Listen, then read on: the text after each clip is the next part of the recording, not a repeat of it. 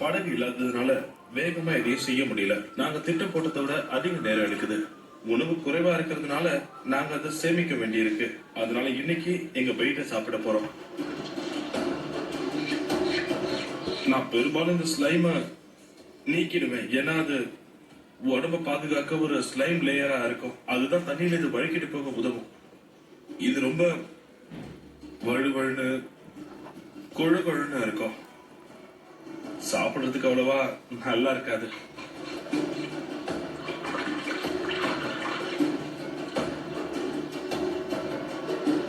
என் crew விரும்பி சாப்பிடுவாங்கன்னு எனக்கு தோணல. உங்களுக்கு இது ரொம்ப பிடிக்கும். நாங்க இதையா சாப்பிட போறோங்கிற மாதிரி என் க்ரூ பாக்குறாங்க. இதுக்கு முன்னாடி இதை சாப்பிட்டிருக்கீங்களா?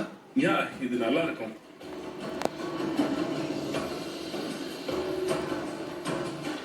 இது பார்க்க நல்லதா இருக்கு.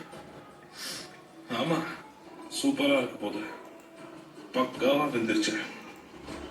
ஆனா இது நேரடியா தீயில போட்டு சமைக்கிறது அவ்வளவு நல்லது இல்ல. அதனாலதான் எரியிற கட்டை எல்லாத்தையும் எடுத்துட்டு சூடா இருக்க கறியை மட்டும் வச்சிருக்கேன்.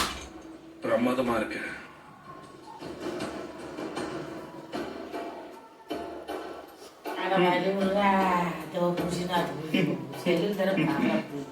ரொம்ப நல்லா இருக்கு.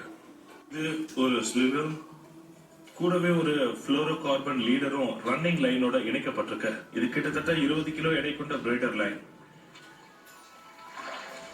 சரி, இப்ப போய் அந்த மாஸ்டர் ஃபிஷ் பிடிக்க முயற்சி பண்ணலாம்.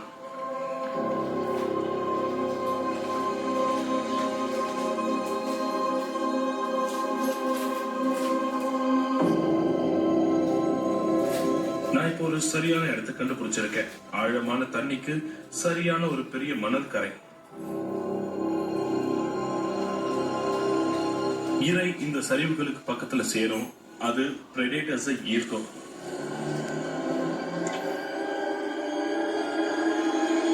ஆனா மணல் கிட்ட கொஞ்சம் ஜாக்கிரதையா இருக்கணும். இந்த மாதிரி மணற்கரைகள்ல ஸ்டிங்ரேஸ் கச்சிதமா வாழும். ஸ்டிங்ரேஸ் உடைய விஷம் ரொம்பவே வீரியமானது. மொத்த அமேசானும் இந்த உயிரினங்களை பார்த்து பயப்படுற அளவுக்கு மோசமானது. ஸ்டிங்ரே அதோ அங்க பாருங்க, பாத்தீங்களா? அது அங்கிருந்து ஓடுச்சு. மண்ணுல புதஞ்சிருக்கும். அதுக்கு இந்த மாதிரி தான் பண்ணும். இந்த மாதிரி இடத்துலதான் அதுக்கு வாழும். அண்ட் இந்த மாதிரியான இடங்கள்ல, இந்த மாதிரி சூழ்நிலைகள்ல அடிக்கடி ஸ்ட்ரிங் ரேஸ நம்மளால பார்க்க முடியும். அதுக்கு காரணம் சூரிய ஒளின்னு தான் நினைக்கிறேன். ஏன்னா இங்க அதுங்க குளிர் காயிற இடம் மாதிரி இருக்கு.